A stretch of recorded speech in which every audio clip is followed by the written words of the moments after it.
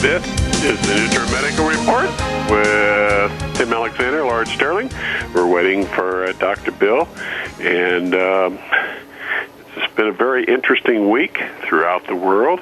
A lot of attention has been focused on Greece and the chaos there, and what will happen with this incredible debt that the global banksters have forced on the Greek people. Basically, the answer of the various EU organizations and the International Monetary Fund and so forth has been to force more debt on the Greek people, the Greek nation. It's rather like someone who has maxed their credit cards out and they can't begin to pay their credit cards off. There's no money. The credit card debt alone is more than they can afford to pay on a monthly basis and survive. And they decide, well, I need to go out and borrow more money on more credit cards so I can pay the existing ones. That's not a solution. Dr. Bill, are you there? Hi, Tim. Dr. Bill here. Okay, I started without you. That's good. Keep on going. Okay, I was talking about the Greece thing. The very latest today indicates that the Greek government has made concessions but has not made sufficient concessions. The German government is sticking to the fact that they won't accept a debt haircut, and quite frankly, well, first off, the most of this debt is odious and illegal. It was to bail out the banks, not the people, and the banksters, Goldman Sachs and others, basically bought off a bunch of politicians, sold them a bag of goods, loaded them with debt that there was no way they could begin to pay back. Right. And now they want to steal everything, including that which is tied down. Well, even if they wanted to, I think the term Greece is actually a very appropriate name. I think God has a sense of humor by allowing nations to be named like that. When they say the plank is greased, the plank is greased for the collapse of the world economy. How's that? Oh, absolutely. Absolutely. But it's more than that. I mean, we have some armies on the border with Syria that when they decide to cross over, and I'm referring to specifically to Turkey and Jordan and Israel, will push at least the Middle East, at a minimum, into a general Middle East war that almost certainly will be very quickly involve weapons of mass destruction. Which is why it's almost certainly going to be what I call a hiccup toward hell. Remember, it says in the Bible, "I will annul your covenant with death." This is in Genesis, and your pact with Hades. Yep. What it's referring to is this pact that's coming, because when this war starts to look like it's looming, it won't just be a regional Middle Eastern war; it'll be the prelude to a world war. And I believe this is what's going to happen before they have a false peace treaty. And the Temple Mount, they allow the Jews to start sacrificing. The Pope who's saying he's going to bring all the Abrahamic religions together. So it's my guess, this is a prelude to the tribulation. We're literally standing on the doorstep of the tribulation. I personally think that the Pope, Pope Francis, is probably the false prophet in the book of Revelation. And I think Benjamin Netanyahu actually, you know what, Tim, it's wonderful to hear you say that, because when independent people come up with similar conclusions based on their own independent logic, that's really profound, isn't it? Yeah.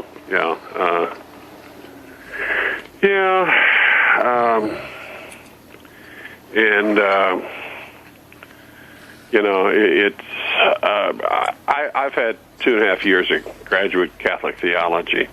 And much of what he seems to be pushing is not Christian, nor is it Catholic. You're a comedian, too, you know that?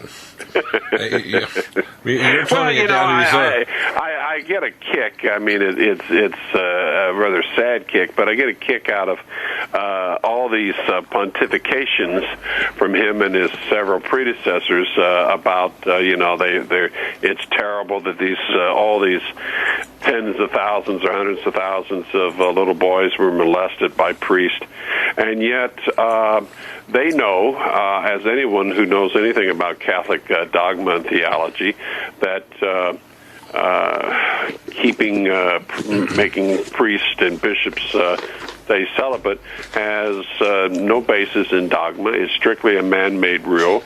It says that in all the official documents of the Catholic Church, and you now have in many places around the world up to 60% of the priests are gay.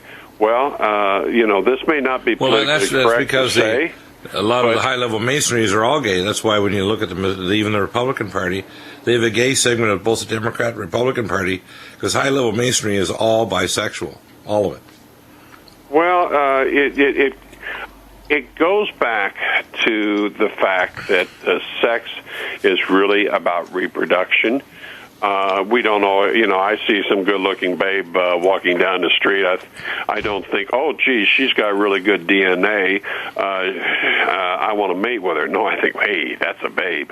Okay, but in reality, sex is about reproduction. And remember, for the devil, homosexual sex is an affront to God, because God wants he wants a lot of beings. He wants a lot of children. Exactly. That's a very important point. But also, promoting, by the way, they're not promoting perverted sex because they like perverted sex. It's because they're promoting it to destroy the family, to destroy the connectedness of people to their own biology. For example, I was watching a 60 Minutes show the other night where this geneticist, this woman who had a child that had genetic disorder, founded with this geneticist, this organization to create, if they have you sequencing the parents, the two potential parents, they can create what's called virtual babies. So they can create a couple thousand virtual babies and look for gene defects that might happen if the two of them mate. And then the comment made at 60 Minutes was, do you think that we should consider that maybe, normal wild reproduction, I've used this term before, is dangerous? Oh, yes, he said. In the future, people won't do that kind of reproduction. They'll submit their gametes to laboratories to do virtual babies and then to sequence the embryos to make sure that they implant a proper embryo that's not going to carry a gene defect. And you can be selective. And kill the rest, right? Right. Now, the people will say, well, that's good. We're going to get rid of disease. I said, no. I'm sure we can work out other technologies to eliminate disease in fetuses and embryos. In fact, we can probably do gene therapy in utero once we determine from the amniotic sac fluid if there's a genetic defect. We can go in and do gene splicing and fix it. What we don't want to be doing is killing thousands of human beings or genetically be taking control of what I call the steering wheel of human biology and genetics. That's dangerous. And then, of course, they're doing this with embryo transplant. So another woman said that she had this disease, what's called a BRCA1 panel, which is why this lady that's the representative of the United Nations who was recently in Hollywood, I don't want to mention her name, I call it the hollow woman syndrome, because if you have the BRCA1 gene, she lopped off her breasts and removed her uterus. And in other words, she's not really a woman. She's a hollow woman that used to be female, and now she basically is hollow. And she probably has to take hormones or her bones will go, see you later, have a nice day. I want to read a couple of things that I think will mesh in, because you're a historian, geopolitical analyst, and it's an email I got earlier, and I thought, 40 outrageous facts most people don't know, and I want to read a few of them, and I'm sure you'll be shocked by even your expertise. Number one, the IRS is not a U.S. government agency. It is an agency of the IMF, Diversified Metal Products versus IRS, et al., CV 93405E, EJE, Public Law 95-564.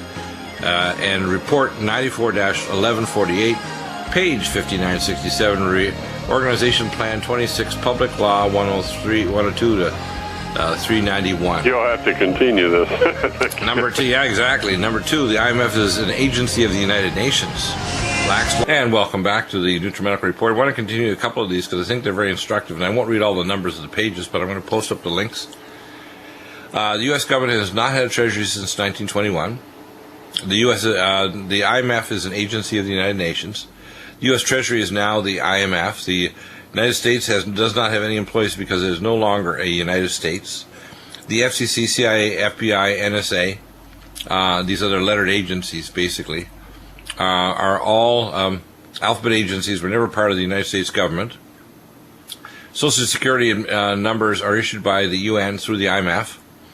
There is no judicial courts in America. They are all been abolished since 1789. There are administrative courts, which is what we know they are. There have been no judges in America since 1789. They have been administrators. According to the GATT, you have to have a Social Security number. We have a one world government, one world law, one world monetary system. That's why we have the International Court of Criminal Justice in The Hague. The United Nations is one world super government. Of course, the name's been changed. No one on this planet has ever been free. The planet is a slave colony. And of course, they changed the name in 1945 to the United Nations. New York City is defined in the federal regulations as the United Nations. And of course, Rudy Giuliani stated on C-SPAN that New York City is the capital of the world, which it is. Social Security is not insurance or a contract, nor is there a trust fund. There isn't. I mean, people didn't know there's no money there.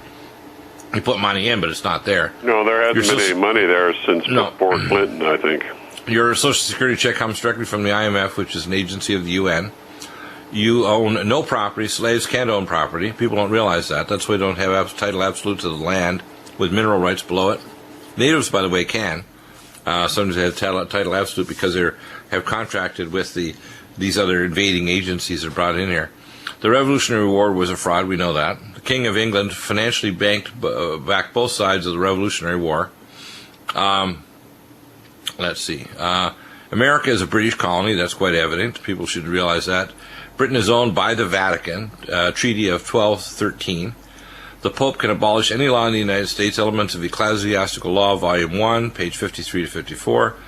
The 1040 form is a tribute paid to Britain, IRS publication 6209. The Pope claims to own the entire planet through the laws of conquest and of discovery, Papal Bulls 1455 and 1493. The Pope's laws are obligatory on everyone. Benedict XIV, DC, Deosimin, and of course, I'll put all the numbers in here. People don't realize we are slaves and own absolutely nothing, but not even what we think are our children. Of course, which is why states like California want to have what's called the right of state parentis, which basically means they're the parent. They can tell us that we're not treating our children properly by not force vaccinating. Military dictator George Washington divided the states into districts. The people do not include you and I. The people, by the way, includes the states. We are not part of, quote, the people. The United States government was not founded upon Christianity. It was founded upon Masonry. And that's the Treaty of Tripoli 8, Statute 154. It is not the duty of the police to protect you. Their job is to protect the corporation and arrest code breakers. Interesting, eh? Everything in the United States is for sale. Roads, bridges, schools, hospitals, waters, prisons, airports, etc. And, quote, we are human capital, and that's Executive Order 13037. By the way, people don't realize your birth certificate is traded as by Seed Corporation in the District of Criminals, I call DC, to leverage the so-called reserve, which is basically the IMF Federal Reserve, which is not a U.S. corporation. The United Nations has financed operations of the United States government for over 50 years and now owns every man, woman, and child in America.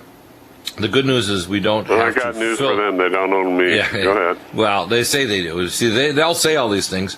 And, of course, God doesn't agree with them, but this is what they think to themselves. The good news is we don't have to fulfill our fictitious obligations. You can discharge a fictitious obligation with another's fictitious obligation. And the Depression and World War II were a farce. Of course, you can read the whole documents there. The United States did not declare independence from Great Britain or King George. Number 40, the etymology of government means to control the mind. From Latin, it means gubernatio, means management, government. Ancient Greek, kybernesis, steering or pilotage or guiding of the mind, the drive.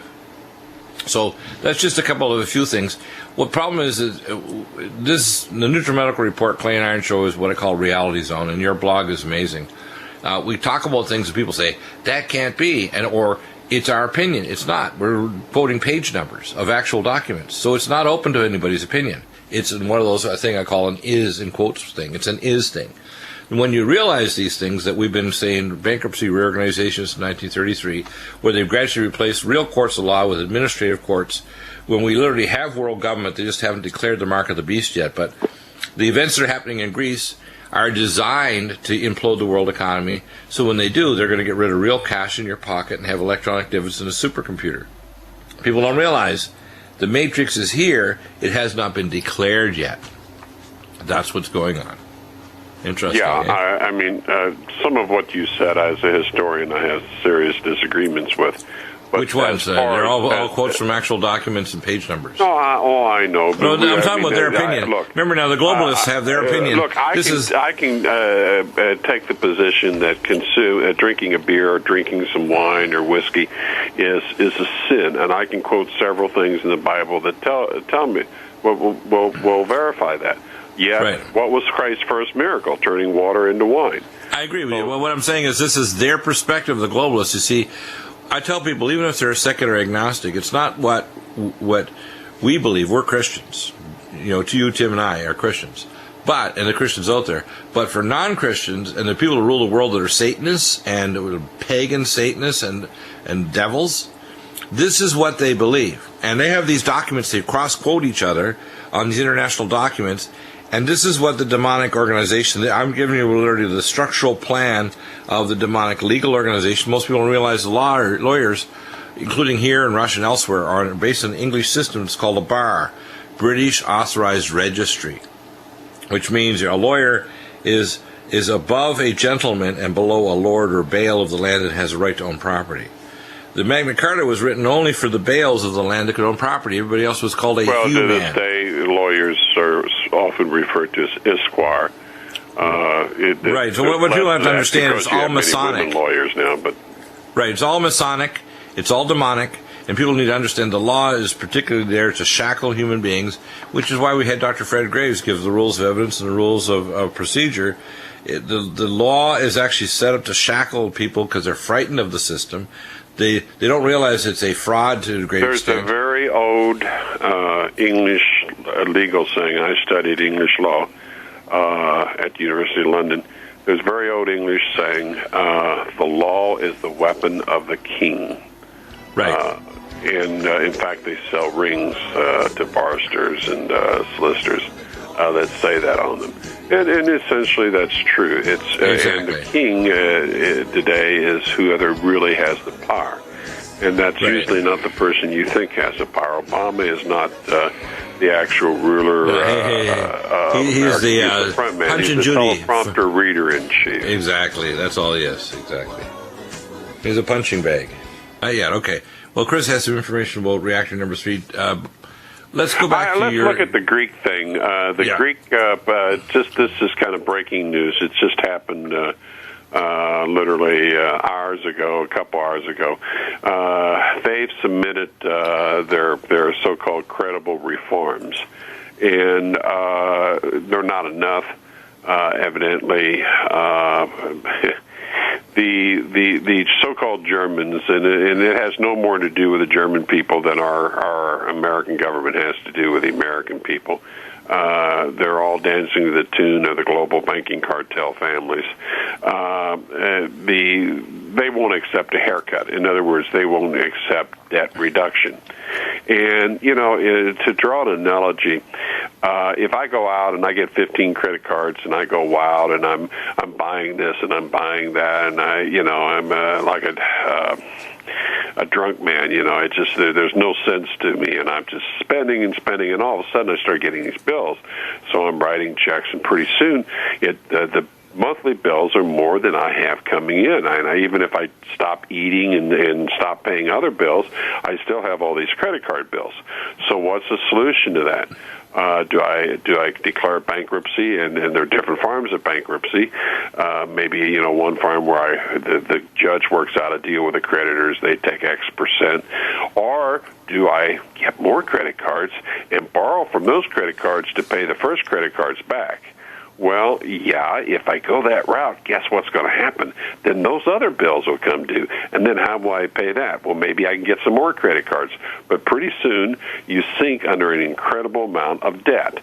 And this is where Greece is at. This is where, really, to a large extent, the United States and all Western nations are at. It's all by design, though, because remember... Of course it's by design. They've given us... they started out with Cyprus 3 years ago. And over the last few years... The Bank of Britain, the Canadian Bank, the Bank of Canada, the International Monetary Fund, and the so-called Fed Reserve, which again is a division of the UN. No more federal than Federal Express. Right. They've all basically, exactly. They've all stated that your money in the bank is is basically an unsecured investment in the bank, which means if the banks become insolvent, as that book we talked about on Monday with Lowell Ponte and Craig Smith, the billionaire, is unsecured. So it means that their book's called Don't Bank on It because that's what they mean. Now, why is all this happening? This Chinese stock market. And you have a comment about the stock exchange. Yesterday, they had a technical glitch on Wednesday at 11:32 a.m.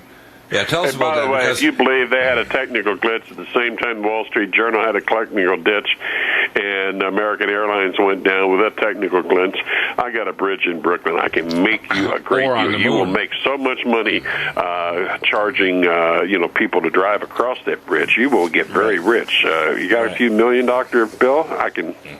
Oh, yeah, but I'll just a second. I got to heat up my printing press. You'll hear the clunking sound in the background. I think someone was sending a message. It may have been the Chinese. Who knows? China has been a big inflated bubble. China was essentially a fourth world country. Well, you could call it second world because it was communist, but it really was a third world country with an enormous number of people, fairly well organized under a brutal communist system. And the global banking cartel characters said, wow, we can break the back of the middle class in North America and Europe and elsewhere, have these Chinese peons work for us for a few cents an hour and ship the stuff around the world, make a great deal of money because we're not going to lower the price on this stuff. The price is still going to charge, but we'll make a lot more money off the stuff that all of our companies make for us. And well, it's just now it's what it has been in China is the greatest mass transference of wealth in human history from the West to China. Our companies went in and built entirely new high-tech factories. At the same time, we closed over 56,000 large manufacturing factories in America. That's one of the great reasons why we have over 100,000 Americans of working age out of work without jobs. 100,000? Officially, 93,000 aren't being counted, but there's a lot more that are being counted. Tim, you forgot a few zeros there. Where's our comma? You're talking about 100 million, not 100,000. Oh, that's what I meant, 100 million. I don't take a decimal for what he says, take it for what he means. I'm moving the decimal over for you. Anyway, what happened in China, too, I think they're having some bubble problems over there in China. So the Chinese economy, as I've said over the last few years, is ready to pop because it's a big balloon. 50% of the Chinese are great gamblers, and if you've known any Chinese people, and when I was an undergrad, I specialized in Chinese studies, and I've known a lot of Chinese people. They're good people, but they love to gamble. Oh, and yeah. Macau is way bigger than Las Vegas. Macau is giant. Yeah. It's like it's in their blood. And they have really been on a roll with their stock market. I mean, there were people who were making 500%, a five-bagger in a month or two. And you have the many people in China that all of a sudden went from being workers 10 years ago, so now they're billionaires, literally. They played the game right, and they're sitting on top of the world. They're driving Maseratis and Ferraris. But you know what? That's not real money. It's funny money, and bubbles have a tendency to burst. And we've known that historically since the Dutch tulip bubble in the 1600s. And when things get too great, there's an old story about old man Kennedy, Joe Kennedy. he in the 20s, a lot of people were making money on the American stock market, and he was walking down the street and stopped, and a little shoe shine guy, was shining his shoes, and the guy gave him a stock tip. And Joe started thinking about that. He said, "Oh, shoe shine boys are now in the stock market making money." Right. He called his broker up. He says, "Slowly, I don't want anybody to know it, but slowly get me out, completely out of the market." Right. Well, it wasn't long after that the market took its dive in 29, in October, I believe it was. And he was into cash and into the right stuff. And we're very much in that situation now. If you had 10 million or 100 million or what other, what would you do with the money? And that's a real problem that a lot of people that have money are facing right now, because intelligent people no longer trust the stock market.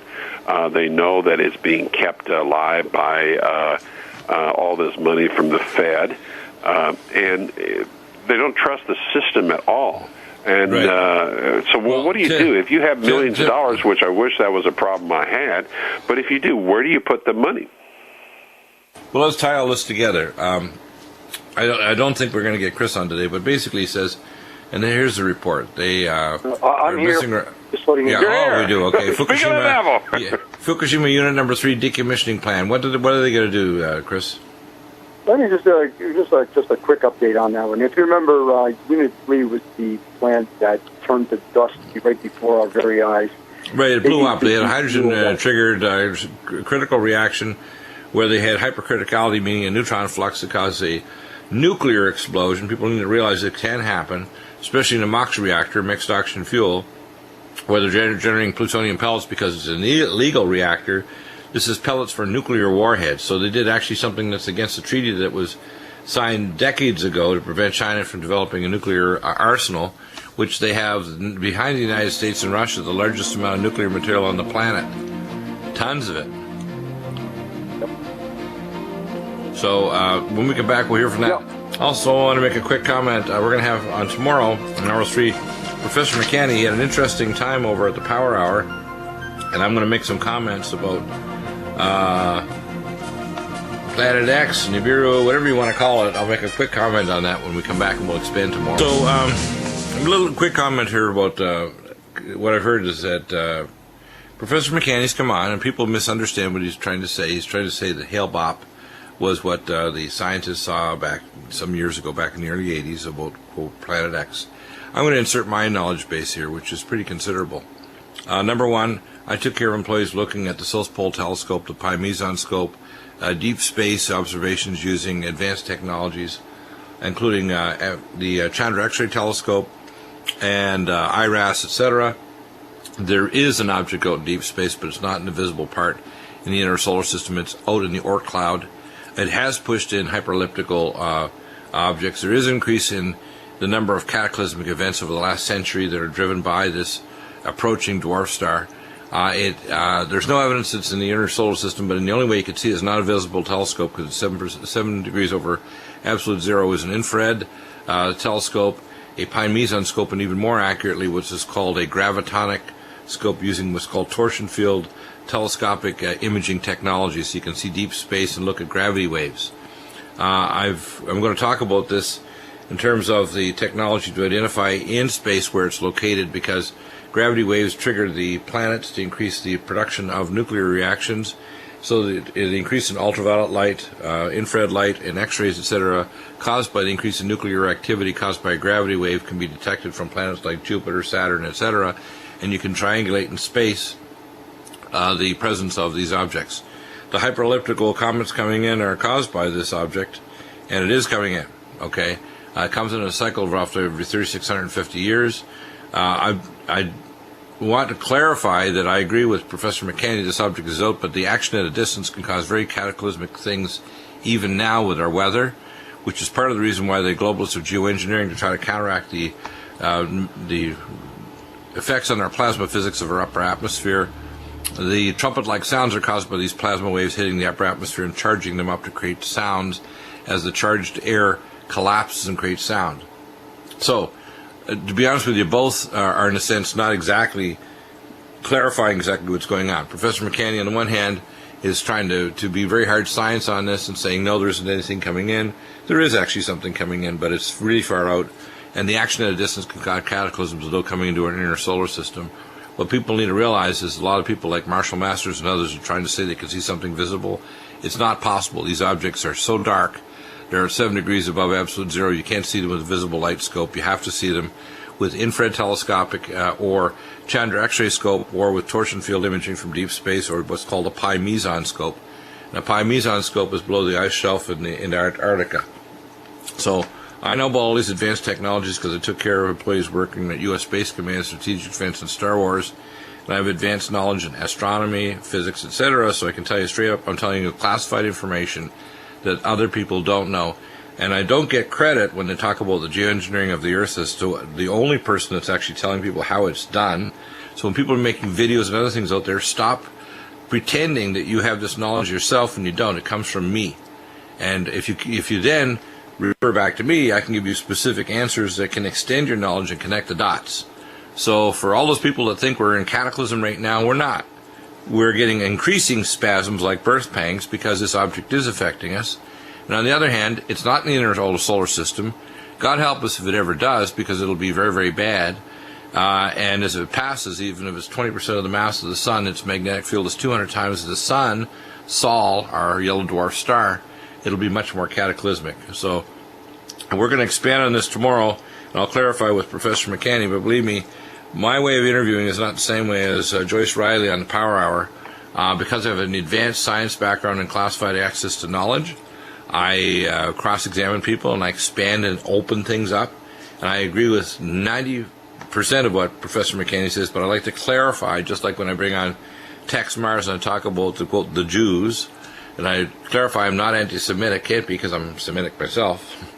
But I want to clarify in the science so people understand when I talk about Fukushima, this is an on-purpose extinction-level event. When I tell you about the geopolitical collapse, which is being engineered to create a mark of the beast, which is coming real fast, because when they collapse the economy, which you're going to see basically hyperinflation go like crazy.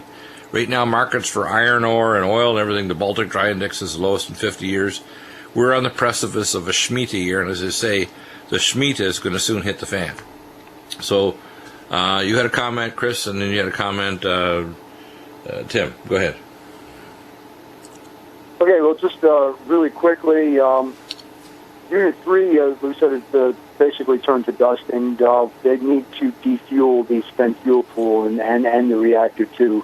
So they have to construct a new, they released a new plan for how that was going to occur, and it's a very complicated structure because the building itself is not, it's not even as sturdy as Unit 4 was, and if you remember, we were on pins and needles. Unit 4 defueling took over a year to do that one. So this one here is even worse, and they intend to use two-handed robots to pick up the debris of broken fuel. So they're expecting some fuel in this one that also is unable to be retrieved in a single element. It's pellets all just laying around. This stuff is really radioactive, and basically they're going to have to put it in a giant container, which I'm just going to call the garbage can, just for nothing better to call it. And it's just a big, giant old garbage can with, very sturdily built and with a lid on it, but it's all going to be... that better last, 100,000 years, or is that 1,000,000 years? That's the whole thing. We keep on talking about, well, now that you get it out of there, what are you going to do with it? It's got to go somewhere. But anyway, that is the plan. That's really all I wanted to report on this evening. And, Jim, you had something. General Dunford, who is currently a member of the Joint Chiefs of Staff and is the Commandant of the U.S. Marine Corps, has been nominated by the teleprompter reader-in-chief to be the new chairman of the Joint Chiefs of Staff. This guy has been testifying today, and he's screaming that Russia is the greatest strategic threat to America. He has been nominated to be the general in charge of driving us into the Third World War or something well on its way to the Third World War. The guy he's replacing, Martin Dempsey, General Dempsey went to the White House about midnight one night when we were about to attack Iran and told Obama that the officer class would not support another war. Well, we won't have that protection in the future. Second thing I wanted to mention real quick, polling data is now showing that Donald Trump is running probably second, and that in the Republican field, and that Senator Bernie Sanders, who's an independent, is rapidly closing on Hillary, and in fact, he's getting really large crowds everywhere he shows up, whereas Hillary is having mostly vacant stadiums. I think this shows in both of their cases, both these guys are somewhat outside of the box.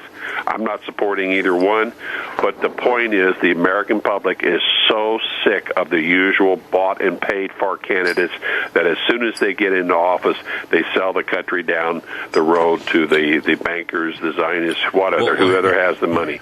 And, the American public is really fed up with this. Well, what are they going to do when the American public is rising because the famine is on, just starting this fall? And I'm saying this in advance.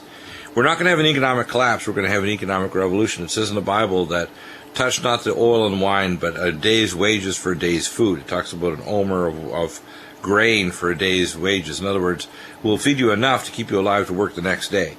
In the third world and the second world, what's going to happen here in America, we're going to be still okay, but the rest of the world is going to suffer like crazy. If we get a cold, they're going to have a heart attack or a stroke economically. And the dollar is falling. All currencies are falling, but the American dollar is falling less fast. And when they get rid of what we call physical money everywhere, because they want to move to a virtual world currency, it's going to be very painful when this election comes on in the next year, because I think between this fall and next fall, people around the world, but here in America, are going to reach the point where they're no longer, like the movie Network, they're no longer going to take it anymore. They're no longer going to tolerate Obama. There's laws now being put forward to actually control the borders with these murderers getting across the border, and sanctuary cities like San Francisco not properly protecting, even working with ICE. It's just amazing. People have had it, but they're going to have a lot more once they can't go get a six-pack of beer, buy a pizza, or put gas in their car. It's going to get nasty. And this next election is going to be a real one, I think. So when you have Donald Trump there kind of opening his big mouth and telling the truth, and Bernie Sanders, it's going to be interesting. Take care, everybody. Take action. We'll be back tomorrow, first hour, with the firing line and their science hour. Now we the people.